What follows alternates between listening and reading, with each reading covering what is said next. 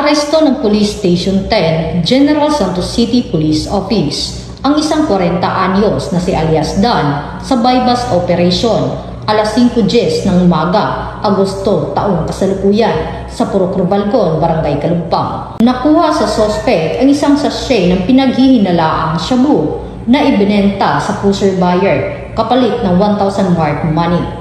Pinangunahan ni Police Lieutenant Jose S. Tabocon Jr. ang operasyon sa koordinasyon ng PDEA 12 kasama ang mga mandatory witnesses. Ipinaalam kay Dan ang kanyang karapatan at dahilan ng pagkakaaresto. Patuloy ang kampanya ng Police Regional Office 12 laban sa ilegal na droga at nananawagan sa publiko na makiisa sa pagbibigay ng impormasyon para sa isang ligtas at maayos na komunidad. Mula dito sa General Santos City, ako ang inyong PNN correspondent, Patrolwoman Resalie Umalay, alagad ng batas, tagataguyod ng Balitang Pulis.